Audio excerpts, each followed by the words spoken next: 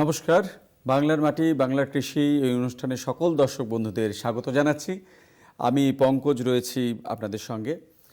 আপনারা জানেন এই অনুষ্ঠানে নিয়মিতভাবে আমরা কৃষক বন্ধুদের জন্য এখান থেকে পরামর্শ দিয়ে থাকি।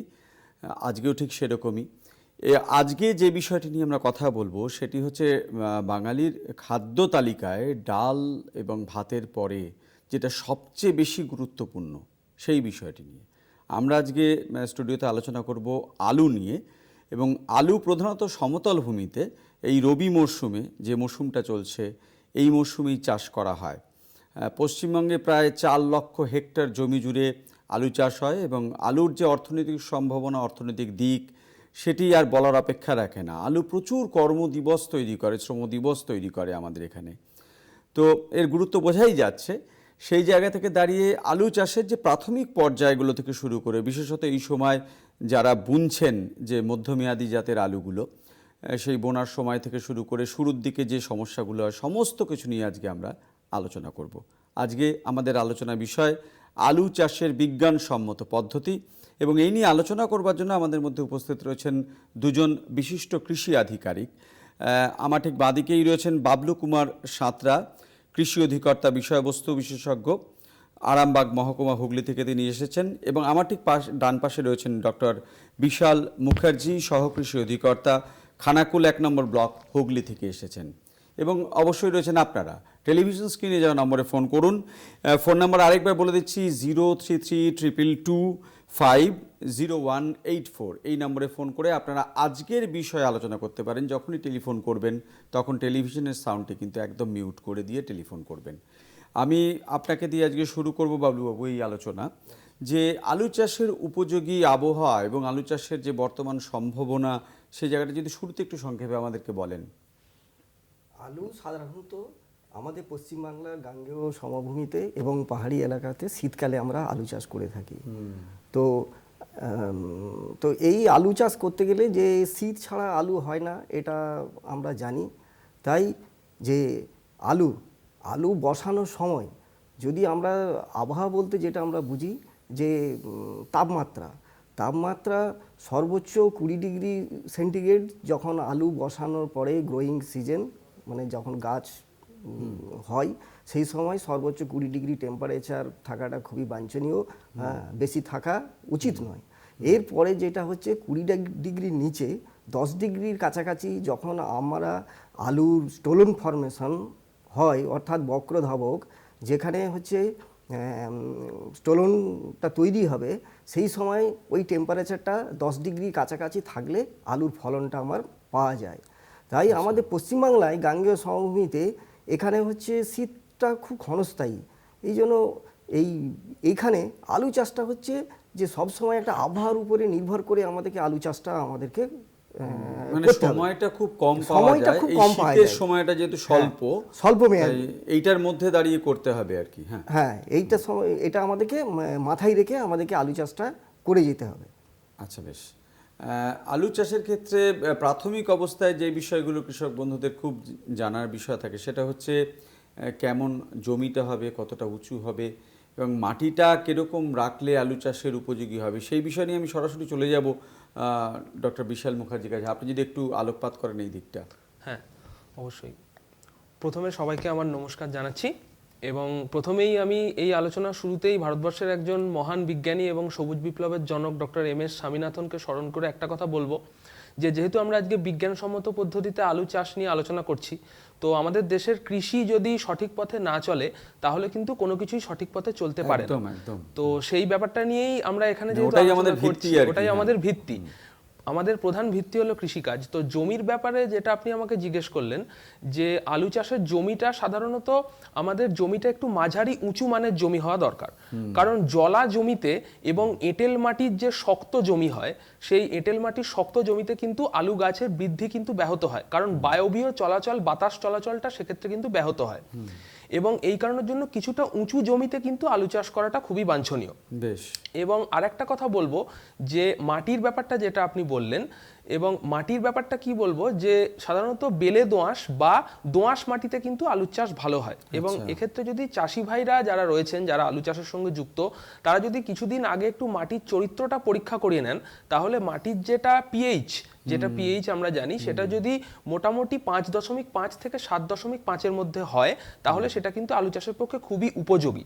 এবং তার যে বৈদ্যুতিক পরিবাহিতাটা আলুর ক্ষেত্রে, সেই বৈদ্যুতিক পরিবাহিতাটা মাটির, সেটা যদি 0.5%-এর নিচে হয়, তাহলে কিন্তু যেটা নিউট্রিয়েন্ট বা খাদ্য উপাদান, সেটা কিন্তু খুব তাড়াতাড়ি উদ্ভিদের শিকড়ে কিন্তু পৌঁছতে পারে।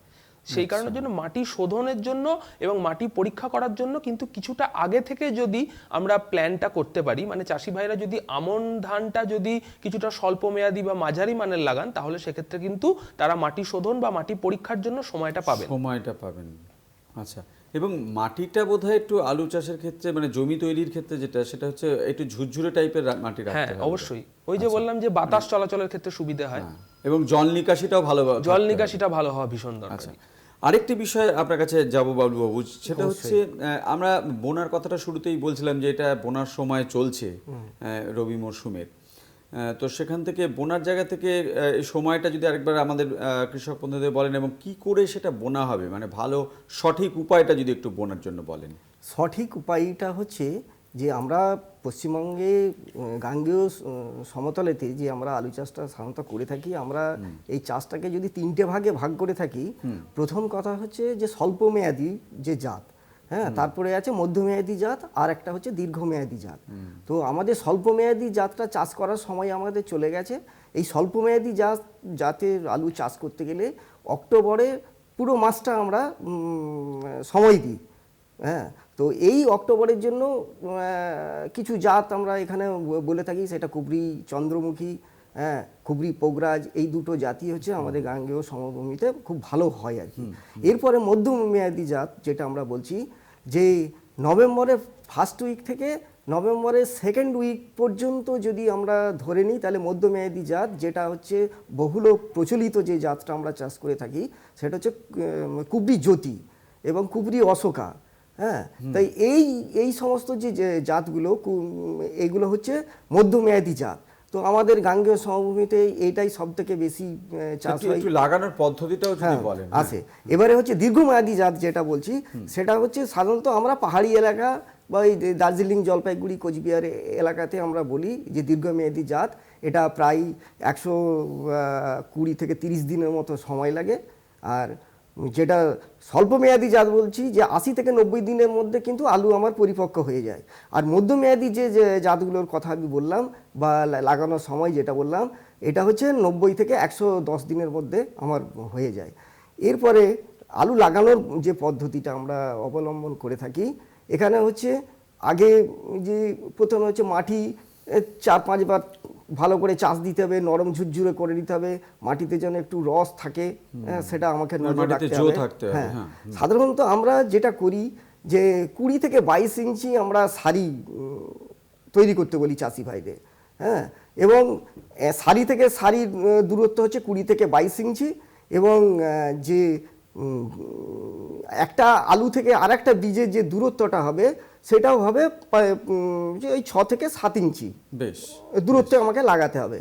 আর ডেপথটা হবে 3 থেকে 4 ইঞ্চি ডেপথে আমাকে আলুটা লাগাতে হবে। তো এই হচ্ছে একটা মানে বোনার পদ্ধতি, মানে এইভাবে বুনতে হবে, এবং সারিতে অবশ্যই বুনতে হবে, এবং সারিগুলো যেন পূর্ব থেকে পশ্চিম দিকে আমার হয়, এটা কিন্তু চাষি ভাইদের নজর রাখতে হবে, মানে দিকটাও খেয়াল রাখতে হবে। আচ্ছা, আমরা এবার যে প্রশ্নটিতে যাব সেটি হচ্ছে অত্যন্ত গুরুত্বপূর্ণ আলু চাষের ক্ষেত্রে, সেই প্রশ্নটি নেব, কিন্তু তার আগে একজন দর্শক বন্ধু আমাদের মধ্যে উপস্থিত রয়েছেন, একটু শুনবো তিনি কি বলছেন। নমস্কার। হ্যাঁ, আমি আশিস দেব বলছি। হ্যাঁ, আশিস বাবু বলুন, আপনার প্রশ্নটা। আগরতলা থেকে বলছি, ত্রিপুরা রাজ্যের আগরতলা সম্পূর্ণ একটা গ্রাম থেকে বলছি, বুঝলেন তো। আমার কোশ্চেনটা হচ্ছে, উচ্চ ফলনশীল ঝুঁকি আলুর যে বীজটা আমাদের এখানে পাওয়া খুব কঠিন। আসলে গতবার লাকিলি একটা বীজ পেয়েছিলাম, ভালো বীজ। আপনার 50 কেজি আলুতে আমার প্রায় 10-15 কুইন্টাল আলু। আপনি প্রশ্নটা বলুন, আপনার প্রশ্নটা বলুন। হ্যাঁ, উচ্চ ফলনশীল দুটি আলুর বীজটা কিভাবে পাওয়া যাবে আর বীজটা কিভাবে কেনা যাবে এই আচ্ছা, দুটি আপনি আপনি শুনতে থাকুন। উচ্চ ফলনশীল এই আলুর যে বীজ সেটা কিভাবে পাবেন, কোথা থেকে পাবেন? যাই হোক, আপনি একটা ভালো আপনি শুনতে থাকুন। আপনি একটা অনেক কোশ্চেন ধন্যবাদ। করেছেন যে উচ্চ ফলনশীল যে জ্যোতি আলুর আপনি যে জাত, কুবরি জ্যোতি যে জাত বলছেন, এটা আমাদের গভর্নমেন্ট ফার্মেতে আপনি পাবেন। যে সমস্ত আমাদের কৃষি দপ্তরে গভর্নমেন্ট ফার্ম আছে সেখানে আপনি ফাউন্ডেশন সিড পেতে পারেন, সার্টিফাইড সিড পেতে পারেন, হ্যাঁ, এবং টিএল সিড আপনি পেতে পারেন, অথবা আপনি ওয়েস্ট বেঙ্গল স্টেট সিড কর্পোরেশনের সঙ্গে অফিসে যদি যোগাযোগ করতে পারেন, ওনারাও অনেক সিড দেবে একদম। দর্শক বন্ধু, আপনি নিশ্চয়ই আপনার কাঙ্ক্ষিত উত্তর পেয়েছেন, মানে সংশোধিত বীজ কিনতে হবে যে জায়গাগুলো থেকে, সেটাই উনি বলেই দিলেন। আমি সরাসরি আপনার কাছে আসবো। বীজ শোধন মানে বীজের টিকাকরণ, এবং আলুর বহু রোগী কিন্তু বীজবাহিত, তাই বীজ শোধন অত্যন্ত গুরুত্বপূর্ণ। যে একটু বলেন বীজ শোধনের প্রণালী নিয়ে। আলুর বীজ শোধনের প্রণালী নিয়ে বলতে গেলে প্রথমে আপনি যেটা বললেন সেটা থেকেই আমি শুরু করি, যে মানে আলুর মানে প্রধান যে সমস্ত রোগগুলো হয় তার মধ্যে ম্যাক্সিমামই কিন্তু হচ্ছে ছত্রাকবাহিত রোগ, এবং সেগুলো কিন্তু বীজ আলু থেকেই আসে। যে কারণের জন্য আলুর বীজ শোধন করার আগে, যেটা আমাদের দর্শক বন্ধু ফোন করেছিলেন উনি যেটা বললেন, সবার আগে কিন্তু চাষি ভাইকে নিশ্চিত করতে হবে যেন সুস্থ সবল নিরোগ এবং সংশিত বীজ তারা যাতে রাজ্য বীজ খামার বা রাজ্য বীজ নিগম বা জাতীয় বীজ নিগম এগুলো থেকে যেন সংগ্রহ করেন, বা যে কোনো গবেষণা সংস্থা যেখানে আলু উৎপাদিত হচ্ছে বা আলু নিয়ে গবেষণা হচ্ছে সেখান থেকে যেন সংগ্রহ করেন। এবং আরেকটি কথা আমি বলবো, যে সংগ্রহ করার সময় যে বস্তাটিতে আপনি সংগ্রহ করছেন সেখানে কিন্তু অবশ্যই উৎপাদক সংস্থার কার্ড এবং সংশিত কার্ড, এই যে বাবলুবাবু বললেন যে এই যে সার্টিফাইড সিড বা ফাউন্ডেশন সিড প্রত্যেকটার কিন্তু কার্ডের কালার হয়। যেমন ধরুন সার্টিফাইড সিডের ক্ষেত্রে নীল রঙের কার্ডটি আমাদের দেখে নেওয়াটা খুব প্রয়োজন। তো এক্ষেত্রে এই বীজ সংগ্রহ করার পরে তারপরে যে বীজবাহিত যে সমস্ত রোগগুলো সেগুলোকে প্রতিহত করার জন্য এই যে বীজগুলো আপনি কিনবেন বা বীজ আলুগুলো যেগুলো কিনবেন, চাষি ভাইয়ের উদ্দেশ্যে বলছি, সেগুলোর ক্ষেত্রে একটা জিনিস দেখে নেবেন যে সেগুলো কিন্তু 3 থেকে 5 সেন্টিমিটার ব্যাসটা হয়, এবং সেগুলো মোটামুটি 20 থেকে 25 গ্রাম এক একটি বীজ আলুর ওজন হয়, এবং তাতে কিন্তু 2 থেকে 3টি কিন্তু চোখ থাকে। এবং এক্ষেত্রে এই বীজ আলু সংগ্রহ করার পরে বা আপনারা যেখান থেকেই সংগ্রহ করছেন না কেন, সেখানে যদি দেখেন যে বীজ আলু সেটা সাধারণত গোটাও হতে পারে বা কাটাও হতে পারে, সেই কাটা আলুতে যদি কোনো রকম কোনো রিং জাতীয় দাগ বা কোনো রকম দাগ থাকে তাহলে কিন্তু সেটাকে সবার আগে আমাদেরকে অন্যত্র সরিয়ে ফেলতে হবে। সেটা কিন্তু জমিতে বপন করা যাবে না, কারণ সেখান থেকেই কিন্তু ছত্রাক এক জায়গা থেকে অন্য জায়গায় ছড়িয়ে পড়বে। তার জন্য কি করতে হবে, যে বটিতে আপনারা জমিতে ওই বড় আলুগুলোকে কেটে কেটে যে বীজ আলুগুলো আপনারা তৈরি করছেন, যেগুলো কাটা আলু, সেগুলোকে কিন্তু 1% পটাশিয়াম পারম্যাঙ্গানেটের দ্রবণে এই বটিটাকে কিন্তু ভালো করে ডুবিয়ে ভালো করে কিন্তু ধুয়ে নিতে হবে, বা আগুনেও খানিকটা পুড়িয়ে নেওয়া যেতে পারে যাতে ছত্রাকের আক্রমণটা কমে। এর পরবর্তীকালে যেটা বলবো বীজ শোধন নিয়ে, সেটা হলো একটা বড় মাটির গামলা বা একটা ডোবা টাইপের কিছু নিয়ে সেখানে কিন্তু মোটামুটি 1 কুইন্টাল বীজ শোধন করার জন্য 50 লিটার পর্যন্ত জল লাগে। তো 50 লিটার জল, সেটাতে কিন্তু 3 থেকে 4 বার একটা দ্রবণ তৈরি করতে হয়, তাতে কিন্তু বীজ শোধন করা যায়। এবার সেই দ্রবণে আপনি জলের সঙ্গে কি মেশাবেন এই প্রশ্নটা আসে। তো সেক্ষেত্রে আপনি কিন্তু ব্যবহার করতে পারেন মেটাল্যাক্সিল 35%, এটা কিন্তু 0.5%, এটা কিন্তু প্রতি লিটার জলে 0.5 গ্রাম ব্যবহার করতে হবে, যেটাতে বীজ আলুকে 5 থেকে 10 মিনিট ডুবিয়ে রাখা যেতে পারে। অথবা ম্যাঙ্কোজেব 75% ব্যবহার করতে পারেন, এক্ষেত্রেও কিন্তু 5 থেকে 10 মিনিটই আপনাকে দিয়ে বীজটাকে শোধন করে নিতে হবে। শোধন করার পরে একটিই ব্যাপার বাকি থাকে, সেটা হলো এরপরে কিন্তু ছায়াযুক্ত স্থানে কিছুটা শুকিয়ে নিতে হবে, একদম ডাইরেক্ট কিন্তু রৌদ্রোজ্জ্বল আবহাওয়াতে রেখে দিলে হবে না। এভাবে বীজ শোধন যদি করতে পারেন তাহলে কিন্তু অনেক ভালো ফলন পাওয়া সম্ভব এবং ছত্রাক ঘটিত আক্রমণের প্রাদুর্ভাব অনেকটাই কম হয়। মানে শুরুতেই এই ব্যবস্থাটা নিলে পরবর্তীতে যে আলুর যে রোগ পোকার সমস্যা থাকে, হ্যাঁ, যদি কিছু বলা থাকে যদি বলেন। বীজ শোধনটা হচ্ছে আলু চাষ করতে গেলে বীজ শোধন হচ্ছে টিকাকরণ। তাহলে এই টিকাকরণটা আমাদের প্রথমেই দরকার, কারণ আলুতে বীজবাহিত রোগ, ম্যাক্সিমাম রোগ যেগুলো দেখা যায় আলুতে সবটাই হচ্ছে বীজবাহিত রোগ। তো এই বীজবাহিত রোগকে প্রতিহত করতে গেলে বীজ শোধনটা খুবই জরুরি। এটা কিন্তু চাষি ভাইরা মনে রাখবেন যে বীজ শোধন ছাড়া আমি জমিতে বপন করব না। আচ্ছা, এটা একটু মনে রাখবেন, এটাই হচ্ছে আসল। এই আরেকটি গুরুত্বপূর্ণ প্রসঙ্গে এবার আমরা যাব, সেটা হচ্ছে আলু চাষের ক্ষেত্রে বীজ শোধন যেমন একটা খুব গুরুত্বপূর্ণ জায়গা, তেমনি সার এবং সেচ। আপনাকে যদি একটু বলি যে সেচের প্রসঙ্গে আপনি যদি তার প্রয়োজন, সেটা কিভাবে করবে কৃষক বন্ধুরা, কতবার সেচ দেওয়া হবে যদি একটু বলেন। হ্যাঁ, এটা একটা খুবই গুরুত্বপূর্ণ প্রশ্ন, এবং অভিজ্ঞ যারা চাষি ভাই আছে তারাও অনেকটা জানেন, এবং অনেকে জানেন না যে আলু চাষে হচ্ছে জলসেচটা হচ্ছে খুবই গুরুত্বপূর্ণ বিষয়। কারণ আলু ওই যে বলেছি যে স্বল্পমেয়াদী জাত, মধ্যমেয়াদী জাত এবং দীর্ঘমেয়াদী জাত। তো আলুর একটা জীবনচক্র আছে। তো সেই জীবনচক্রটা যদি আমরা ধরি যে আলু বীজ কাটা থেকে লাগানো পর্যন্ত, অর্থাৎ কল বেরোচ্ছে, কল বেরোটা গাছ পর্যন্ত, সেটা আমরা যদি 15 থেকে 20 দিন ধরি, তাহলে 20 দিনের মধ্যে আমাকে একটা সেচ দিতে হবে। আচ্ছা। এই সময় আমরা কি করি যে যেটা বলি যে একটা হালকা সেচ। হালকা সেচ মানে হচ্ছে ঝাপটা সেচ দিতে বলি চাষি ভাইদের। ঝাপটা সেচ দিলে কি হয় যে ওই আলুর যে অগ্রোথগুলো খুব তাড়াতাড়ি হয়ে যায়, তাড়াতাড়ি বেরিয়ে যায়। ওই সময় সেচ দিয়ে তারপরে কি করতে হয়, চাষি ভাইদের কানি মাটি দিতে হয়, হ্যাঁ, যেটা আমরা আর্দিং আপ বলি। কানি মাটি দেওয়ার পর তারপরে আবার একটা সেচ দিতে হবে। এই সেচটা দেওয়ার ফলে কি হবে, আলুর গ্রোথ হবে, মানে গাছের বৃদ্ধি হবে। সেই বৃদ্ধিটা 15 থেকে 20 দিনের মাথাতে আমাকে আবার একটা সেচ অবশ্যই দিতে হবে, তাহলে গাছের বৃদ্ধির জন্য।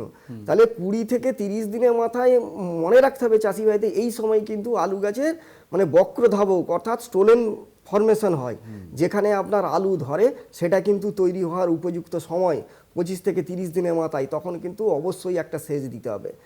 এরপরে ওই স্টোলনটা ধরার পর তারপরে আবার 15 দিনের মধ্যে ওই স্টোলনের অগ্রপ্রান্তে যে কন্দটা ধরে, সেই কন্দটা বৃদ্ধি দশা, সেই বৃদ্ধি দশাতে কিন্তু আরও একটা সেচ আরও গুরুত্বপূর্ণ, চাষি ভাইদেরকে মনে রাখতে হবে। তাই স্টোলনের কন্দর বৃদ্ধি দশা হলো, বৃদ্ধির পরে হবে যেটা কি হবে যে ওই যে কন্দগুলো হচ্ছে আরও বাড়বে আর কি, মানে কন্দ বৃদ্ধির সময় আর একটা সেচ দিতে হবে। আচ্ছা। সেচ হলো তারপরে আরও 15 দিনে, 60 থেকে 65 দিনের মাথাতে যখন আমার আলু পরিপক্ক হবে, তখন একটা সেচ অবশ্যই দরকার। অর্থাৎ চাষি ভাইকে মনে রাখতে হবে যে মিনিমাম 5 থেকে 6টা সেচ আমাকে অবশ্যই 5 থেকে 6টা সেচ দিতে হবে। এবং চাষি ভাইদের আরেকটা নজর রাখতে হবে, যদি আমি বেলে দোআঁশ জমিতে আমি আলু চাষ করি, এক্ষেত্রে হয়তো 7 থেকে 10 দিন অন্তর সেচ দিতে হবে। যদি আমি একটু ভারী মাটি, এঁটেল দোআঁশ বা একটু অন্য ভারী মাটিতে আমি চাষ করতে যাই, হ্যাঁ, সেখানে আরো তাড়াতাড়ি সেচটা আমাকে দিতে হবে এবং সময়গুলো মনে রাখতে হবে। হ্যাঁ, এবং সময়টা মনে রাখতে হবে, সেচটাও দিতে হবে, ধরনটাও কিন্তু পাল্টে যাচ্ছে, দিতে হবে। এইটা মনে রাখবেন। আবার খুব কম সেচ দিলেও আলু সাইজ ছোট হয়ে যাবে, ক্যাঁট আলু হয়ে যাবে। যদি সেচের পরিমাণটা আমি বাড়িয়ে দিই, তাহলে কি হবে যে মাটির যে বায়ু চলাচল করে, সেই বায়ুটা কমে যাবে এবং আলুর মধ্যে অনেক রকম রোগ পোকা জীবাণু বেশি হয়ে গেলে আলু রোগ পোকা প্রচুর কিছু আক্রমণ, মানে বেশিও দেওয়া যাবে না, কমও দেওয়া যাবে না। এর প্রথম যেটা চাষি ভাইকে মনে রাখতে হবে যে প্রথমে আমি ঝাপটা সেচ দিচ্ছি, দেওয়ার পর যখন প্রথম আমি আর্দিং আপ অর্থাৎ কানি মাটি দেবো, কানি মাটির সময় যে ওই চ্যানেলে যে আমি নালাতে যে জল দেবো, সেটা কিন্তু চাষি ভাইদের মনে রাখতে হবে যে পুরো ওই চ্যানেলটার 1/3 ভাগ, যে 1 ভাগ আমি জল দেবো, হ্যাঁ, পুরোটা আমি ভুঁড়োটা মানে জল দেবো না। এবং ওই চ্যানেলটা যতটা লম্বা হবে, সেই লম্বার প্রায় 70 থেকে 80% জল দিতে হবে, 10% ফাঁকা রাখতে হবে, কারণ এই জলটা চুইয়ে গিয়ে পুরো চ্যানেলটা আমার জলটা শুষে নেবে। এই কটা জিনিস চাষি ভাইদের কিন্তু গুরুত্বপূর্ণ জিনিস মনে রাখতে হবে, তবেই আমি অধিক ফলন আমি তুলতে পারবো, রোগ পোকা আমি দমন করতে পারবো। বেশ, ধন্যবাদ। একটা জিনিস একটু বলতে চাই যে একটা জিনিস বলতে চাই শেষে একটা জিনিস মাথায় রাখতে হবে যে জলসেচের ক্ষেত্রে কিন্তু মানে আলুটা যখন আমাদের হারভেস্টিং হবে, তার ঠিক মানে যখন হচ্ছে যে আলটিমেটলি আলুটা তোলা হবে, তখন তার ঠিক 10 থেকে 15 দিন আগে কিন্তু জলসেচটা বন্ধ করে দেওয়া প্রয়োজন। হ্যাঁ, এটাও খুব গুরুত্বপূর্ণ, মানে আলু তোলার আগে। আমরা তো সেচটা নিয়ে বিস্তারিত শুনলাম, এবার আপনি যদি ডক্টর মুখার্জি একটু বলেন বিস্তারিতভাবে সার প্রয়োগ, কারণ তার উপর নির্ভর করে আলুর যে পুষ্টি বৃদ্ধি সমস্তটাই যদি একটু বলেন। একদমই।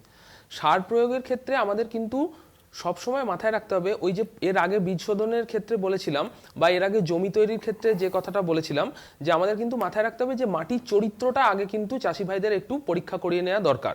যেটা সয়েল হেলথ কার্ড, সেইটার মাধ্যমে যদি চাষি তার নিজের জমির মাটি একটু পরীক্ষা করে নেন, তাহলে কিন্তু প্রকৃত সুপারিশকৃত রাসায়নিক সার কিন্তু প্রয়োগ করা যেতে পারে। এবং সেক্ষেত্রে একটাই কথা বলবো যে সাধারণত যদি আলু জমিতে দেখা যায় তাহলে হেক্টর প্রতি কিন্তু 200 কেজি নাইট্রোজেন এবং 150 কেজি ফসফেট এবং 150 কেজি পটাশিয়াম সার প্রয়োগ করা প্রয়োজন। আচ্ছা, এবং এক্ষেত্রে যদি আরো স্পেসিফিক্যালি বলি, একর প্রতি কিন্তু 80 কেজি নাইট্রোজেন, 60 কেজি ফসফেট এবং 60 কেজি কিন্তু পটাশিয়াম সার প্রয়োগ করা উচিত সাধারণত। এরপর মাটির চরিত্র অনুযায়ী আমরা কিন্তু সেটাকে চাষি ভাইরা যেন নিজেদের মতো করে চেঞ্জ করে নেন, যে তার জমিতে যদি নাইট্রোজেন কম থাকে তাহলে একটু বেশি দেয়া প্রয়োজন, এভাবে করতে হবে। এবারে যেটা বলবো যে কিভাবে বা কি ভাগে কিন্তু আমরা সারটা দেব, সেক্ষেত্রে বলবো যে সাধারণত মূল সার এবং চাপান সার এই হিসাবে কিন্তু দেয়া হয়। এবং মূল সার বলতে 1/3 ভাগ যদি আমাদের নাইট্রোজেন যেটা প্রয়োজনীয় তার মধ্যে 1/3 ভাগ নাইট্রোজেন এবং 1/3 ভাগ পটাশিয়াম সার এবং সম্পূর্ণ ফসফেট সারটা কিন্তু প্রথমে মূল সার হিসাবে আলু লাগানোর আগে বা আলু লাগানোর সময় কিন্তু একদম প্রথমেই, যেটা এখন সময় চলছে আলু লাগানোর সময় চলছে, এখন কিন্তু মূল সার হিসাবে এই পরিমাণটা দিয়ে দিতে হবে। এর পরবর্তীকালে কিন্তু প্রথম চাপান সার হিসাবে যখন কানিমাটি দেওয়ার সময়, যেটা স্যার বললেন, কানিমাটি দেওয়ার সময় অর্থাৎ 3 থেকে 4 সপ্তাহ পরে তখন কিন্তু আমাদের 1/3 ভাগ নাইট্রোজেন এবং 1/3 ভাগ পটাশিয়াম সার কিন্তু আবার আমাদের কিন্তু জমিতে প্রয়োগ করা প্রয়োজন। আচ্ছা, এরপরে তার ঠিক কানিমাটি দেওয়ার আরো 15 দিন পরে কিন্তু বাকি যে 1/3 ভাগ নাইট্রোজেন এবং 1/3 ভাগ পটাশিয়াম রয়েছে সেটাও কিন্তু আমাদের তখন দিয়ে দিতে হবে দ্বিতীয় চাপান সার হিসাবে। এইভাবে যদি সার প্রয়োগ করা যায় তাহলে কিন্তু অনেকটাই ভালো ফলন পাওয়া যায় এবং পুষ্টির ঘাটতিটা আলুর ক্ষেত্রে কিন্তু হয় না। আচ্ছা, আমাদের হাতে সময় প্রায় কমে এসেছে, একদম শেষের দিকে আলোচনার। আপনি যদি একটু আচ্ছা, বলেন, এর সঙ্গে এর সঙ্গে আমি একটা প্রশ্ন একটু জুড়ে দিচ্ছি, বলছি ফার্টিলাইজারটা যে অন্তর্বর্তীকালীন যে পরিচর্যা, আচ্ছা, সেটা যদি আমাদের হাতে মিনিট 3-4 সময় আছে, যদি একটু সংক্ষেপে বলেন। হ্যাঁ, তো ওই যে সার বলছি হ্যাঁ। ফার্টিলাইজারটা নিয়ে বলে এর সঙ্গে আরেকটা জিনিস আমাদের যোগ করতে হবে, সেটা খুবই গুরুত্বপূর্ণ। আমরা তো এনপিকে মূল সার দিচ্ছি, তার সঙ্গে আমাদের অনুখাদ্যর কিছু প্রয়োজন হয়, যেটা হচ্ছে জিঙ্ক এবং সালফার এবং বোরন, মানে অনুখাদ্য এগুলোর কিন্তু খুবই গুরুত্ব, মানে অপরিসীম। যেমন বোরন যদি আমার ডেফিসিয়েন্সি হয় তাহলে আলু ফেটে যায়, হ্যাঁ, এবং ফাঁপা হয়, হ্যাঁ, শ্রিঙ্কেজ হয়, এরকম নানা রকম কারণ হয়। আবার জিঙ্কের ঘাটতি কি হয়, পাতা ধূসর রঙের হয়ে যায়, বাদামি কালারের হয়ে যায়। জমির চরিত্রে কোনটা কম আছে সেটা বুঝে দিতে হবে, প্রয়োগ করতে হবে। এটা কিন্তু পুরো ইয়ে। আপনি একটু অন্তর্বর্তী পরিচর্যাটা বলুন। এবারে অন্তর্বর্তী পরিচর্যা, আলু হচ্ছে এমন একটা চাষ যে আমরা সাধারণত চাষি ভাইদের বলি প্রত্যেক দিন হচ্ছে চাষি ভাইকে হচ্ছে ফিল্ড পরিদর্শন অর্থাৎ মাঠ পরিদর্শন খুবই জরুরি। সকালবেলা বিকেলবেলা চাষি ভাইদেরকে মাঠে যেতে হবে এবং আলুর জমি খুঁটিনাটিভাবে পরীক্ষা করতে হবে। হ্যাঁ, ওখানে দেখতে হবে যে কোনো ঢলে পড়া রোগ কোনো এসেছে কিনা, বা কোনো আগাছা জন্মাচ্ছে কিনা, হ্যাঁ, বা কোনো রোগ এসেছে কিনা, কোনো পোকায় আক্রমণ হচ্ছে কিনা, এটা চাষি ভাইদেরকে দেখতে হবে।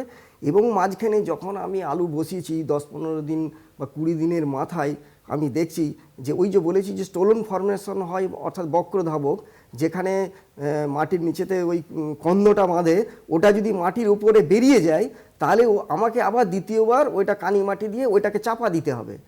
চাপা না দিলে আলু কিন্তু ধরবে না। এটা কিন্তু চাষি ভাইদের খুবই খেয়াল রাখতে হবে, এটাই। আচ্ছা, আমরা অন্তর্বর্তী পরিচর্যাকালীন মানে যখন উনি উত্তর দিচ্ছিলেন তখন একটা রোগের কথা উঠেই এলো, ঢলে পড়া রোগ। আমি একটু একদম শেষে আমরা আলোচনায় আসি যে এই আলু চাষের ক্ষেত্রে মূল যে রোগ পোকার জায়গাটা, সেটা সমাধানের উপায় যদি একটু সংক্ষেপে, একদম হাতে সময়। হ্যাঁ, একদম সংক্ষেপে বলবো যে আলুর ক্ষেত্রে যেগুলো কিন্তু প্রধান যেগুলো রোগ হয় সেগুলো হলো জলদি ধসা বা নাবি ধসা বা এই যে ঢলে পড়া রোগ বা পাতা মোড়া রোগ, এগুলো কিন্তু প্রধান রোগ আলুর ক্ষেত্রে। এগুলো সবই কিন্তু এর মধ্যে জলদি ধসা বা নাবি ধসাটা কিন্তু হলো কিন্তু এগুলো কিন্তু আমাদের ব্যাকটেরিয়া ঘটিত রোগ নয়, এগুলো কিন্তু ছত্রাক ঘটিত রোগ। আর ঢলে পড়া যেটা নিয়ে স্যার বললেন, ওটা কিন্তু একটি ব্যাকটেরিয়া ঘটিত রোগ, যেটা কিন্তু র্যালস্টোনিয়া সোলানেসিয়াম নামক একটি ব্যাকটেরিয়ার মাধ্যমে হয়। এক্ষেত্রে এগুলোকে প্রতিকার করতে গেলে প্রথমে আমাদের মাথায় রাখতে হবে যে আগাছা জমি থেকে সম্পূর্ণ নির্মূল করে দিতে হবে। যে সমস্ত গাছগুলো ওই যে স্যার বললেন যে ফিল্ড ইন্সপেকশন করতে হবে, চাষি ভাইরা ফিল্ড ইন্সপেকশনের মাধ্যমে যদি দেখা যায় যে সেগুলো ঢলে পড়া রোগে আক্রান্ত হয়েছে বা ধরুন এই ধরনের ছত্রাকবাহিত রোগ, যাতে গোলা কমলাকার বাদামি রঙের দাগ দেখতে পাওয়া যাচ্ছে, তাহলে সেই গাছগুলোকে সবার আগে নির্মূল করে দিতে হবে। এছাড়া কিছু কিছু ছত্রাকনাশক আমরা ব্যবহার করতে পারি, যেমন ধরুন কপার অক্সিক্লোরাইড আমরা ব্যবহার করতে পারি, বা মেটাল্যাক্সিল বা ম্যাঙ্কোজেবও আমরা ব্যবহার করতে পারি। সেগুলো নির্দিষ্ট কিছু ডোজ আছে, সেগুলো আমরা সেই ডোজ অনুযায়ী কৃষি দপ্তর থেকে, পশ্চিমবঙ্গ সরকারের কৃষি দপ্তর থেকে সবসময় চাষি ভাইরা পরামর্শ পান, এবং সেই পরামর্শ নিয়ে তারা যদি সেই সমস্ত ব্লক কৃষি অধিকরণে গিয়ে যদি তারা যদি যোগাযোগ করেন, তাহলে সেগুলো বলে দেওয়া হয় এবং সেগুলো অনুযায়ী তারা এর প্রতিকার কিন্তু করতে পারেন। বাহ, বেশ। দর্শক বন্ধুরা, আমরা আজকে বাংলার মাটি বাংলা কৃষি এই অনুষ্ঠানে বিস্তারিতভাবে আলোচনা করলাম বিজ্ঞানসম্মত উপায়ে কিভাবে আমরা আলু চাষ করব, এবং আলু চাষের যে একটা বিরাট অর্থকরী দিক রয়েছে সেই সম্ভাবনা দিকটা আমরা শুরুতেই বলছিলাম। তার সঙ্গে সঙ্গে কিন্তু চিপস এবং আলুর যে প্রক্রিয়াকরণের যে বাণিজ্য ব্যবসা, তার সঙ্গে উপযোগী করে আলু চাষকে যদি আমরা দেখতে পারি কৃষক বন্ধুরা, এবং সেই সময় উপযোগীভাবে যদি আমরা চাষে এবং সেই জাতগুলোকে নির্বাচন করি, তাহলে অবশ্যই আগামী দিনে আলু চাষের ক্ষেত্রে পশ্চিমবঙ্গে একটা নতুন দিগন্ত রচনা হতে পারে। আজকের মতো এই আলোচনা এই পর্যন্তই। আপনারা দুজনের স্টুডিওতে এসে এতগুলো কথা ভাগ করে নেওয়ার জন্য অসংখ্য ধন্যবাদ। নমস্কার। নমস্কার। নমস্কার।